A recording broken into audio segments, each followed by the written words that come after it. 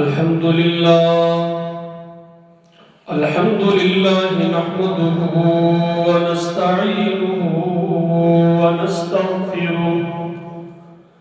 ونستغفره ونؤمن به ونتوكل عليه ونعوذ بالله من شرور أنفسنا ومن سيئات أعمالنا من يهده الله فلا مضل له ومن يضلله فلا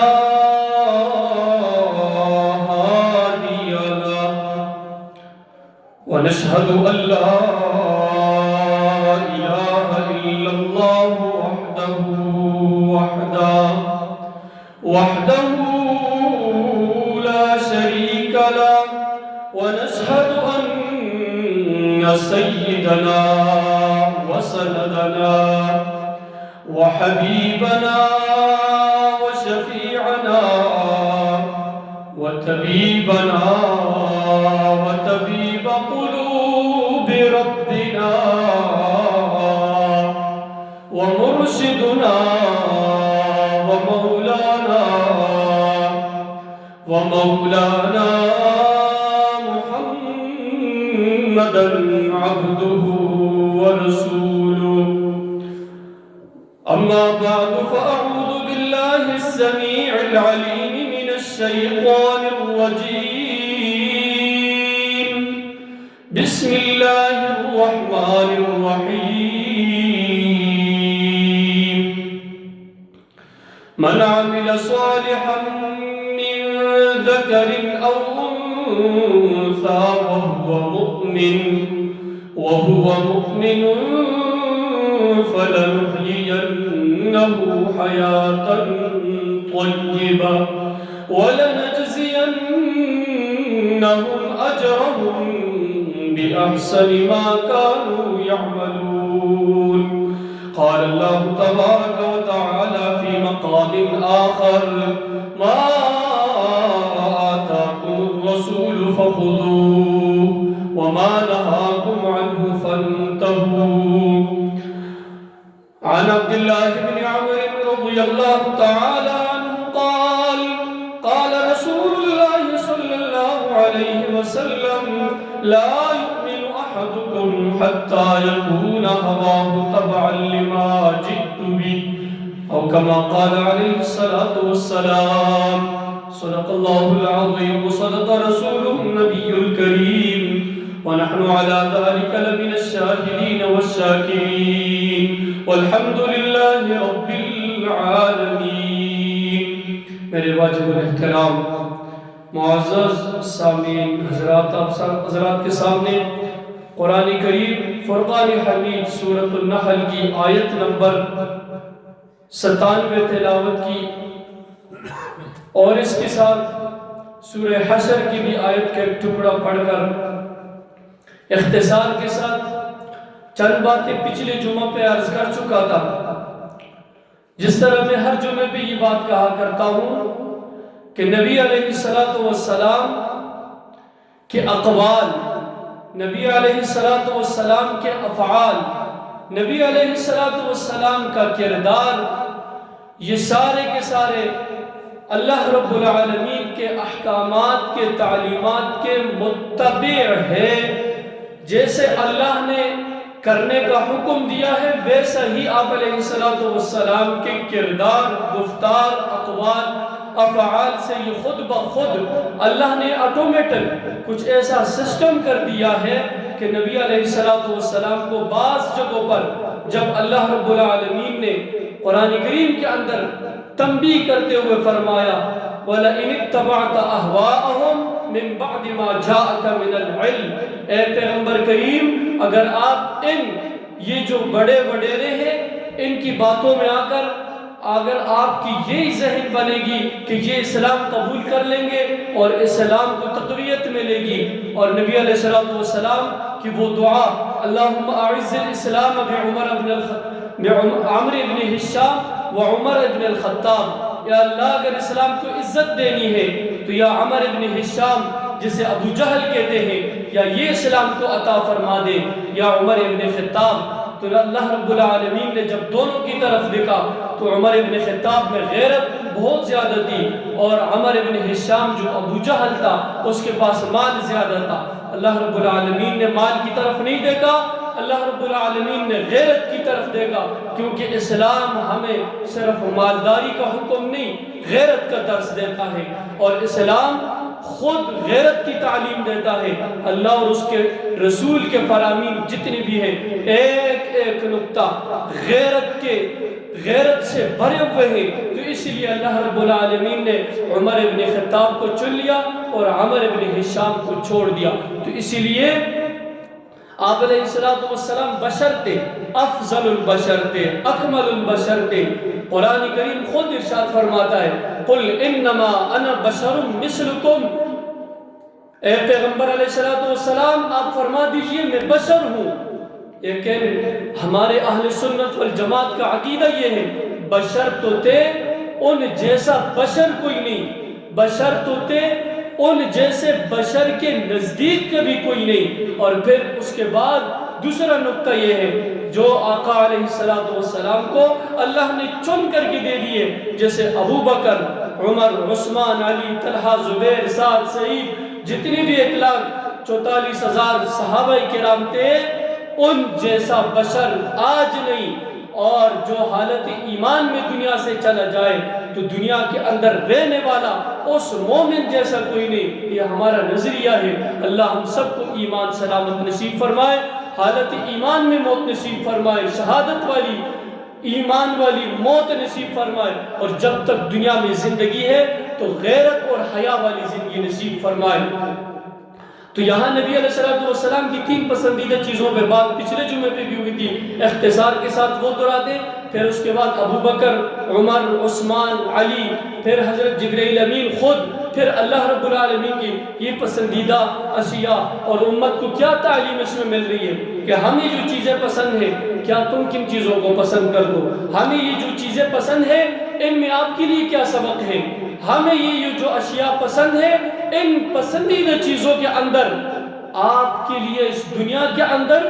اور آخرت کے اندر کیا نکات موجود ہیں۔ تو فرمایا سب سے پہلے تو جو میں نے آیت پڑھی من عمل صالحا من ذکر او انثى، من عمل صالحا جس نے بھی نیک عمل کیا، نیک عمل سے مراد صرف نماز، روزہ، زکوٰۃ، حج نہیں، نیک عمل کسی کو راستہ بھی دکھا دینا یہ بھی نیک عمل ہے۔ حضرت راستے پہ گزر رہے لیکن نگاہوں کو جھکا کے گزر رہے یہ بھی نیک عمل ہے۔ راستے میں جاتے ہوئے کانٹا پڑے اس کو بھی اٹھا کے سائڈ پہ کر دیا، راستے میں جاتے ہوئے کوئی پتھر پڑے اس کو بھی اٹھا کے سائڈ پہ کر دیا یہ بھی نیک عمل ہے۔ پڑوس میں کسی کے ساتھ تیمارداری کی، اس کا خیال رکھا، کسی غریب کا ساتھ دیا، اس کے ساتھ کسی بھی غربت میں اس کی کسی مشکل میں اس کا ساتھ دے دیا یہ بھی نیک عمل ہے۔ من عمل صالحا، ہم تو صرف نیک عمل نماز کو، روزے کو، زکوٰۃ کو، حج کو، صدقہ اور خیرات کو سمجھتے ہیں، یہ اپنے جگہ پر بہت بڑے افضل عمل ہے، لیکن ان اعمال کو برقرار رکھنے کے لیے اللہ اور اس کے رسول نے کچھ قواعد اور ضوابط بتائے ہیں، ان قواعد اور ضوابط کو جاننا بھی ضروری ہے۔ من عمل صالحا من ذکر او انثى، یہاں صرف مرد نہیں بلکہ عورت کو بھی ذکر فرمایا، کیونکہ یہ تو جوڑے جوڑے اللہ نے دنیا کے اندر بھیجے۔ وَخَلَقْنَاكُمْ أَزْوَاجًا، ہم نے تمہیں جوڑا جوڑا بنا کر پیدا کیا۔ من عمل صالحا، جس نے بھی نیک عمل کیا، من ذکر او انثى، خواہ وہ مرد ہو یا عورت، وَهُوَ مُؤْمِنٌ، یہاں وَهُوَ مسلم نہیں کہا کیونکہ مسلمان اس سے کوئی گناہ بھی ہو سکتا ہے، اس سے کچھ ایسے معاملات بھی ہو سکتے ہیں جو حالت اسلام کے اندر روک تو رہتا ہے لیکن مومن نہیں کہلائے گا۔ مومن تو وہ ہوتا ہے جس کی صبح سے لے کر شام تک زندگی کا ہر سانس، زندگی کا ہر لمحہ، زندگی کا ہر پہلو اللہ اور اس کے رسول کے احکامات کی تعلیمات کے مطابق ہو۔ فرمایا وَهُوَ مُؤْمِنٌ، اس حال میں کہ وہ مومن ہو، فَلَنُحْيِيَنَّهُ حَيَاةً طَيِّبَةً، سب سے پہلے جب اللہ نے اعلان فرما دیا من عمل صالحا، جس نے بھی نیک عمل کیا، من ذکر، خواہ مرد ہو، او انسا، یا وہ عورت ہو، وہو مؤمن، حالت ایمان کے اندر ہو، تو فرمانے لگے اللہ پھر اس کو کیا صلہ ملے گا، کیا جزا ملے گا؟ جواب میں اللہ نے فرمایا فَلَنُحْيِيَنَّهُ حَيَاةً طَيِّبَةً، پس ہم البتہ ضرور بضرور یقیناً اس کو پاکیزہ زندگی عطا فرمائیں گے۔ کون سی پاکیزہ زندگی؟ دنیا کے اندر مشکلات سے بچا لیں گے، اگر وہ مشکل آئے گا تو اس کو صبر کی توفیق عطا فرمائیں گے، کوئی نیکی کرے گا تو اس نیکی کو بچا کر اپنے قبر تک لے کے جانے کا توفیق عطا فرمائیں گے، اخلاق رذیلہ سے حفاظت فرمائیں گے، اخلاق حمیدہ نصیب فرمائیں گے، ایمان والوں کی صفوں میں اس کو جگہ عطا فرمائیں گے، رسول اللہ صلی اللہ علیہ وسلم کی شفاعت نصیب فرمائیں گے، نبی علیہ السلام کے لوائے حمد جھنڈے کے نیچے اس کو جگہ عطا فرمائیں گے، آقا علیہ السلام کے ہاتھوں جام کوثر پلائیں گے، اور اسی طریقے سے اس کی جو طبیعت ہے وہ شریعت کے مطابق بنا لیں گے۔ یہ سارے کے سارے انعامات اس مومن کو ہم عطا کر دیں گے، اس لیے فرمایا فَلَنُحْيِيَنَّهُ حَيَاةً طَيِّبَةً، پس البتہ ہم ضرور بضرور اس کو پاکیزہ زندگی نصیب کر دیں گے، وَلَنَجْزِيَنَّهُمْ أَجْرَهُمْ، اور البتہ ضرور بضرور ہم انہیں جزا دیں گے، ان کو اجر دیں گے، بِأَحْسَنِ مَا كَانُوا يَعْمَلُونَ، اے اللہ یہ کس چیز کے بدلے میں، یہ کیوں آپ عطا فرمائیں گے، اتنے انعامات سے کیوں نوازیں گے؟ فرمایا بِأَحْسَنِ مَا كَانُوا يَعْمَلُونَ، اس وجہ سے کہ جو اس نے اچھا اور خوبصورت عمل کیا۔ پھر بات اس طرف نبی علیہ السلام کی پسندیدہ چیزیں، آپ علیہ السلام کے اقوال، افعال، کردار، گفتار، یہ ساری کی ساری چیزیں ہمارے لیے اسوہ حسنہ ہے۔ لَقَدْ كَانَ لَكُمْ فِي رَسُولِ اللَّهِ أُسْوَةٌ حَسَنَةٌ، یہ اسوہ حسنہ سے کیا مراد ہے؟ ہم دیکھیں گے نبی علیہ السلام نے اپنے زندگی کے اندر کن کن معاملات سے روکا ہے، جسے نہیں عن المنکر کہتے ہیں، کن کن معاملات سے اللہ نے ہمیں روکا ہے جسے نہیں عن المنکر کہتے ہیں، کن کن احکامات کی تعلیم دی، کن کن احکامات کا ہمیں حکم دیا جسے امر بالمعروف کہتے ہیں۔ حضرت عمر فاروق رضی اللہ تعالیٰ عنہ کی 3 پسندیدہ چیزوں کے اندر وہ بھی ذکر ہو جائے گی۔ سب سے پہلے نبی علیہ السلام نے فرمایا وَمَا آتَاكُمُ الرَّسُولُ فَخُذُوهُ، قرآن کریم کی آیت، جو کچھ تمہیں رسول اللہ صلی اللہ علیہ وسلم دے فَخُذُوهُ، اس کو مضبوطی سے پکڑو۔ حدیث پاک کے الفاظ ہیں عَزُّوا عَلَيْكُمْ بِالنَّوَاجِزِ، نبی علیہ السلام کی دیے ہوئے سنتوں کو، دیے ہوئے رسی کو، وَاعْتَصِمُوا بِحَبْلِ اللَّهِ جَمِيعًا، اللہ کی رسی کو مضبوطی سے پکڑو۔ تو پھر اس حدیث نے اس آیت کی تشریح کر دی کہ ایسے مضبوطی سے پکڑو جس طرح دانتوں کے اندر کسی چیز کو مضبوطی سے پکڑا جاتا ہے۔ ہمارا مضبوطی سے پکڑنے سے مراد کیا ہوتا ہے؟ اگر کوئی مشکل آ گئی، گھر میں کوئی فوتگی ہو گئی، گھر میں کوئی شادی ہے، ہماری تلاوتیں بھی چلی گئی، ہماری نمازیں بھی ختم، ہمارے جو معمولات روزمرہ کے ہیں وہ سارے کے سارے ہم نے مؤخر کر دیے، چھوڑ دیے، کیونکہ گھر کے اندر یہ معاملات آگے، لیکن گھر کے اندر کبھی ہمارے وہ رواج، وہ رسم، وہ بدعات، کھانا پینا، یہ ساری چیزیں جو رسول اللہ صلی اللہ علیہ وسلم کے احکامات، اللہ رب العالمین کی دیے ہوئے تعلیمات کے خلاف ہے، وہ سارے کے سارے ہم ماتھے سے سجائیں گے، دل سے لگائیں گے، کسی سے بھی اختلاف نہیں۔ لیکن جب ہماری مرضی ہوگی تو ہم ان سب کی سب چیزوں کو چھوڑ دیں گے۔ تو قرآن کریم نے اسی چیز پہ زور دیتے ہوئے فرمایا ما آتاکم الرسول، جو کچھ بھی رسول اللہ صلی اللہ علیہ وسلم تمہیں دے فخذوہ، اس کو مضبوطی سے پکڑ لو، وما نہاکم عنہ فانتہوا، اور جس چیز سے تمہیں روک دے اس سے باز آ جاؤ، اس کے قریب تک بھی نہ جاؤ، اس کے بارے میں زیادہ تر معلومات، سوالات، ان چیزوں سے بھی اپنے آپ کو بچا دو۔ تو پھر نبی علیہ السلام کے پاس ابو بکر، عمر، عثمان، علی، صحابہ کرام رضوان اللہ تعالی علیہم اجمعین تشریف فرمائے، اپنی اپنی پسندیدہ چیزوں کا ذکر ہو رہا ہے۔ نبی علیہ السلام نے فرمایا، سب سے پہلے آپ علیہ السلام سے پوچھا گیا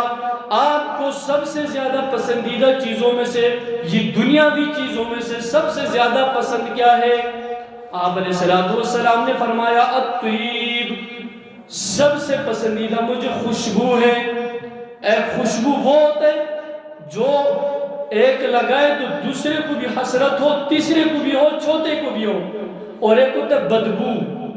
جسے ایک لگا لے تو دوسرے اور تیسرے چوتھے کو تکلیف پہنچائے، اس کو کہتے ہیں ایذا دینا، تکلیف دینا دوسرے اور تیسرے کو۔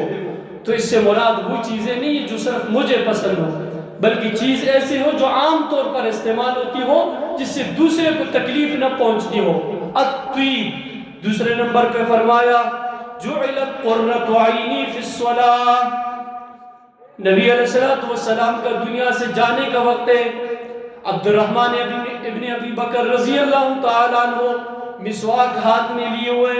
حضرت عائشہ صدیقہ رضی اللہ تعالیٰ عنہ بھی تشریف فرمائے۔ نبی علیہ السلام نے اشارہ فرمایا عائشہ سے، عائشہ یہ مسواک چبوا کر ذرا مجھے بھی دے دیجئے، لیکن زبان پر الفاظ جعلت قرۃ عینی فی الصلاۃ، نماز میری آنکھوں کی ٹھنڈک ہے۔ کون سی نماز؟ جس کے لیے پچھلے جمعے پہ بھی میں نے یہ لفظ کہا ہے صلو کما رأیتمونی اصلی، نماز اس طرح کی نماز جس طرح مجھے پڑھتے ہوئے دیکھا۔ ہم نے نماز کے اندر حضرت انس رضی اللہ تعالیٰ عنہ کی روایت ہے، آپ علیہ السلام کی جب تدفین کی، قبر مبارک پہ مٹھی ڈالی، ہاتھوں کو جھاڑ رہے اور فرمانے لگے، حدیث کی صحیحین کے الفاظ ہیں، فرما رہے کہ اسی وقت ہمارے دلوں کے اندر کیفیت ہی کچھ اور ہو گئی تھی، دنیا کی طرف ہم راغب ہونے زیادہ ہونے لگ گئے، اللہ اور اس کے رسول کی تعلیمات سے کچھ دوری کی ہوا ہمیں لگنے لگی۔ تو اس لیے ہم نے نماز کے اندر، قرآن کے اندر جتنی تحریفات ہم دینداروں نے کیے ہیں شاید کسی اور نے کی ہو، اس نماز کے اندر کتنی چینجنگیں ہم نے کیے، اور یہ سارے بتاتے سارے پتہ بھی سب کو ہے، سب کچھ کرتے ہیں، لیکن پڑھیں گے اپنی مرضی سے۔ قرآن پاک کے اندر ایک لفظ آتا ہے اعملو، ایک لفظ آتا ہے آمنو۔ جب جاننے کا وقت آتا ہے تو ہم اتنا جانتے ہیں کہ جس کی کوئی حد نہ ہو، لیکن جب ماننے کی بات آتی تو پھر ہم اپنے خواہشات کو سامنے لے آتے ہیں۔ اور اسی طریقے سے نبی علیہ السلام کی مجلس میں عبداللہ ابن ابی رئیس المنافقین اور اسی طریقے سے بڑے بڑے منافق بیٹھتے ہیں، وہ نعرہ تکبیر بھی بلند کرتے، سر بھی ہلاتے، سمجھتے بھی، نکات کو لکھتے بھی، لیکن جب بات ماننے کی آ جاتی تو پھر کہتے اسی بات پہ تو رولا ہے ہمارا، نہ اگر یہ بات ہم مان لے تو ہمارا ناک پھر کٹ جاتے ہیں۔ ہم ناک کٹوانے کے لیے تیار نہیں ہیں، ہم اللہ اور اس کے رسول کے احکامات کو ماننے کے لیے تیار نہیں ہیں، جاننے کے لیے ہم کئی میل سفر کرنے بھی پڑے تو ہم تیار ہیں۔ تو اللہ رب العالمین جاننے کے ساتھ ساتھ اللہ ہمیں ماننے کی بھی توفیق عطا فرمائے، قرآن و سنت سمجھ کر اس کے مطابق اللہ زندگی گزارنے کی توفیق عطا فرمائے، قرآن و سنت کو سمجھ کر اس کو پوری دنیا میں اللہ پھیلانے کی توفیق عطا فرمائے۔ وآخر دعوانا الحمدللہ رب العالمین، صلی اللہ علیہ وسلم۔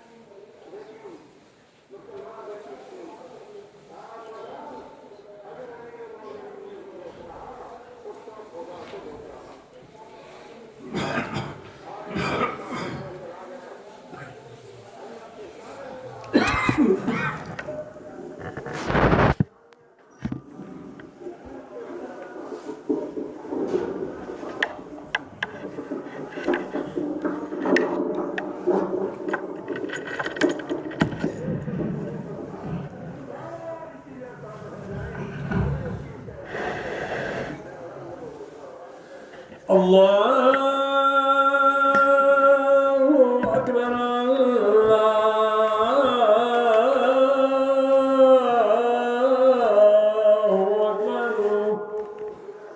الله أكبر الله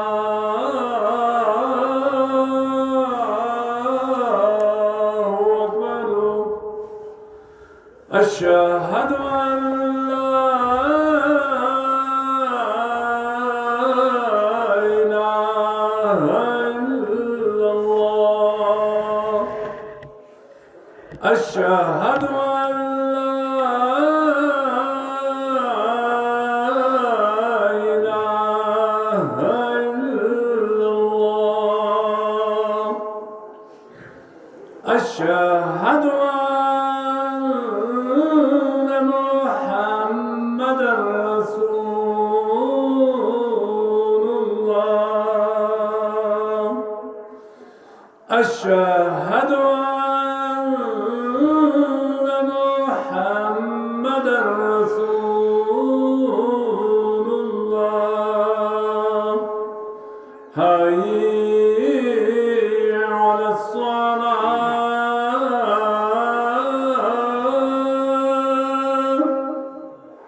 حي على الصلاة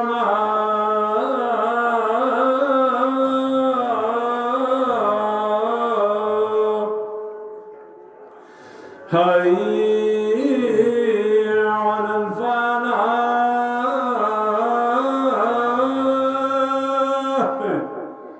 حي على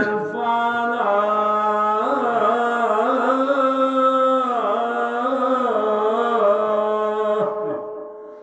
الله أكبر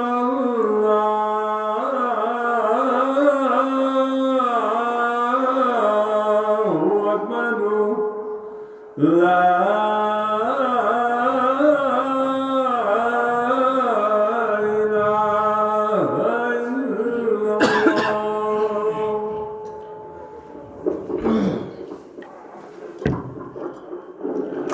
إله إلا الله الحمد لله الذي لا يرجى لكسب السدائد إلا هو ولا يدعى لرفع المكائد إلا هو وما مراد العاشقين في الدارين إلا هو وما مطلوب الواصلين في الكونين إلا هو المخلوق كلهم ضعفاء لا قوي إلا هو الناس كلهم فقراء لا غني إلا هو لا حافظ ولا ناصر إلا هو لا واجد ولا ماجد إلا هو هل من خالق غير الله يرزقكم من السماء والأرض لا إله إلا هو ومن يملك السمع والأبصار لا إله إلا هو ومن يعلم الجهر والسر لا إله إلا هو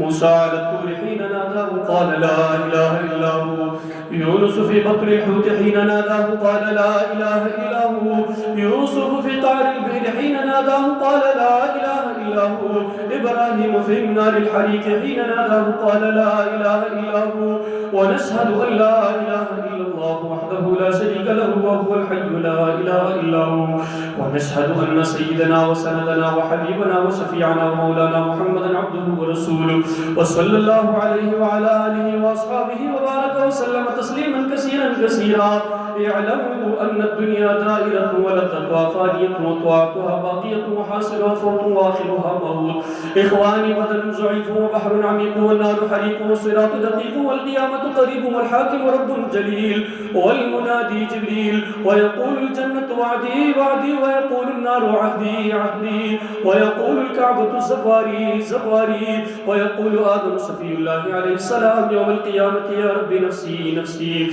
ويقول نوح نجي الله عليه السلام يوم القيامة يا رب نفسي نفسي ويقول إبراهيم خليل الله عليه السلام يوم القيامة يا رب نفسي نفسي ويقول إسماعيل ذبيح الله عليه السلام يوم القيامة يا رب نفسي نفسي ويقول يوسف صديق الله عليه السلام يوم القيامة يا رب نفسي نفسي ويقول داود خليفة الله عليه السلام يوم القيامة يا رب نفسي نفسي ويقول سليمان صاحب المملكة عليه السلام يوم القيامة يا رب نفسي نفسي. ويقول موسى كليم الله عليه السلام يوم القيامة يا رب نفسي نفسي. ويقول عيسى روح الله عليه السلام يوم القيامة يا رب نفسي نفسي. ويقول رسولنا ونبينا وهادينا وشفيعنا ومولانا محمد عبده ورسوله يوم القيامة يا رب أمتي أمتي. ويقول الجليل الجبار جل جلاله وعم نواله عبادي عبادي لا خوف عليكم اليوم ولا أنتم تحزنون. بارك الله لنا ولكم في القرآن العظيم ونفعنا وإياكم بالآيات والذكر الحكيم. أستغفر الله لي ولكم ولسائر المسلمين واستغفروه إنه هو الغفور الرحيم.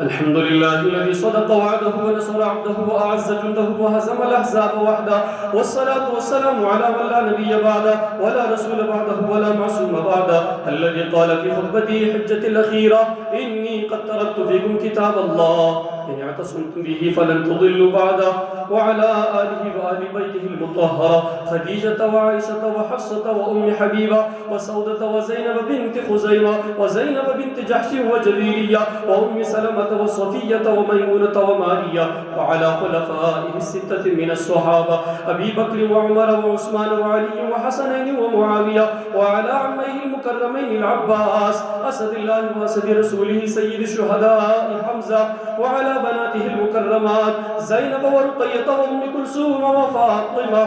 وعلى كل أولاد بنات علي بن أبي العاص قاسم وأمامة بنت أبي العاص قاسم وعلي عبد الله بن عثمان. وعلى الحسن والحسين بن علي المرتضى رضي الله تعالى عنهم أجمعين إلى يوم الدين. أما بعد فأعوذ بالله من الشيطان الرجيم. إن الله يأمر بالعدل والإحسان وإيتاء ذي القربى وينهى عن الفحشاء والمنكر والبغي يعظكم لعلكم تذكرون. اذكروا الله العلي العظيم يذكركم وادعوه يستجب لكم ولذكر الله تعالى أعلى وأولى وأجل وأتم وأهم وأعظم وأكبر والله يعلم ما تصنعون.